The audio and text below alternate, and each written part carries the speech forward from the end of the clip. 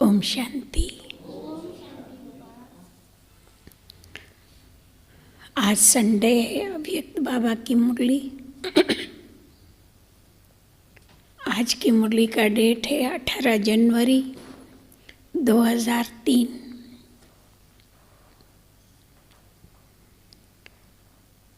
आज की मुरली में बाबा कहते हैं कि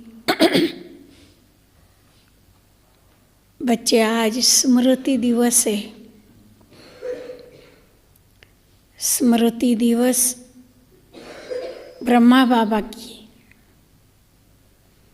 ब्रह्मा बाबा ने जिस दिन व्यक्त से अव्यक्त हो गए, उसी की स्मृति दिन हम सभी साल में एक बार मनाते हैं। लेकिन आज बाबा कहते हैं कि बच्चे, केवल वो स्मृति रखने की बात नहीं है, परंतु शिव बाबा ने तुम बच्चों को कितनी सारी स्मृतियाँ दिलाई है ना। बच्चे, तुम देह नहीं हो, आत्मा हो। बच्चे, तुम असल में देवात्माएं हो। अनेक जन्मों के बाद फिर तुम नीचे गिर गए, नीचे उतर गए। अब फिर से तुमको देवात्मा बनना है, वापस घर जाना है। तो ये जो संगम युग में बाबा हम बच्चों को रोज रोज कोई ना कोई स्मृति दिलाते। रोज आप हर एक मुरली में देखो, रोज बाबा हम बच्चों को कोई ना कोई स्मृति दिलाते रहते हैं। तो आज बाबा कहते हैं कि जो भी बाबा ने तुम बच्चों को स्मृतियाँ दिलाई है, उन स्मृतियों को याद करके उससे समर्थी बनाओ। क्योंकि हर एक बाबा की जो हमें स्मृतियाँ दिलाई है, वो हम बच्चों की रियलिटी है, हम बच्चों की वो सत्य स्थिति है। तो बाबा कहते उस सत्य स्थिति को फिर से आपको वापस पाने के लिए उन स्मृतियों में आपको समर्थी भरनी है, शक्ति भरनी है। ऐसे स्मृति का स्वरूप बन जाओ कि आपको उस स्मृति में शक्ति आ जाती है और बहुत काल तक उसी स्मृति में आपको रहना हो जाता है। इसीलिए केवल ब्रह्मा बाबा ने व्यक्त से अव्यक्त रूप धारण कर लिया, उसी स्मृति में हमें रहना, वो तो रहना ही रहना है और रहेंगे भी हम सभी बाबा के बच्चे। परंतु केवल उसी में ही हमारी स्मृतियाँ है ऐसा नहीं है, परंतु बाबा ने हम बच्चों के लिए भी बहुत सारी स्मृतियाँ दिलाई है। उन स्मृतियों में समर्थी भरने का काम हम बच्चों को अभी करना है। तो रोज रोज बाबा हम बच्चों को जो नए नए स्मृतियाँ दिलाते हैं। बाबा कभी बोलते हैं बच्चे तुम लाइट हाउस हो। बाबा कभी बोलते बच्चे तुम स्वदर्शन चक्रधारी हो। बाबा कहते हैं कभी तुम मेरे नैनों के नूर हो। रोज रोज बाबा बच्चों को कोई ना कोई स्मृति दिलाते रहते हैं। तो आज बाबा कहते तुम इस स्मृतियों में समर्थी भरने का काम आपको करना है। और दूसरी बात बाबा कहते, बहुत सुंदर बात है, ये भी हम बच्चों की रियलिटी है कि बाबा कहते हैं कि बच्चे तुम ये इस बात को मानते हो ना कि शिव बाबा हमारे से करवा रहा है और हम बच्चे करते हैं। बाबा करावनहार है और हम बच्चे करनहार हैं। बाबा ने हम बच्चों को जो भी करने के लिए कहा संगम युग में, हम वो करते हैं ना। तो कराने वाला बाबा और करने वाले हम आत्माएं।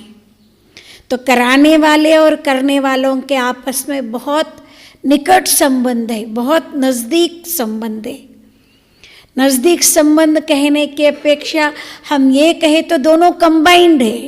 वो कहता है हम कर लेते हैं, बस वो कहता है हम कर लेते हैं। इतना ही इजीली आपको ये याद रखना है कि मैं आत्मा करावनहार हूँ और ये कर्मेंद्रिया मेरा जो है वो करनहार है कि नहीं? गम्मत की बात। शिव बाबा कहते हैं और हम करते हैं, वो बरोबर चीज़ है, हम सभी मानते हैं। परंतु ये भी आप मान करके चलो कि अपने जीवन के अंदर आत्मा जो है राजा है, आत्मा कहता है, करावनहार है, आत्मा कराता है। आत्मा मन के द्वारा संकल्प कराता है, बुद्धि के द्वारा निर्णय कराता है, कर्मेंद्रियों के द्वारा कर्म कराता है, मुख से बोलवाता है, आंखों से देखने को लगाता है। तो जो भी कर्मेंद्रिया है वो आत्मा के कहने अनुसार करता है। करावनहार आत्मा है और करनहार हमारी इंद्रिया है, सूक्ष्म इंद्रिया और स्थूल इंद्रिया दोनों, है ना? तो जैसे जैसे आप कर्म करते हो तो कर्म करते समय यही याद करो, मैं करावनहार आत्मा हूँ। मैं सारे शरीर की कर्मेंद्रियों को चलाने वाली आत्मा हूँ, कराने वाली आत्मा मैं हूँ। करनहार ये इंद्रिया है, मन बुद्धि है, इंद्रिया है। मैं किसी के वश होकर के ये काम नहीं करा रही हूँ, है ना? मैं आत्मा अपने ओरिजिनल संस्कारों के आधार से ये काम करा रही हूँ। मैं आत्मा ओरिजिनली ये हूँ, उस अनुसार मैं इंद्रियों से काम करा रही हूँ। तो इस स्मृति से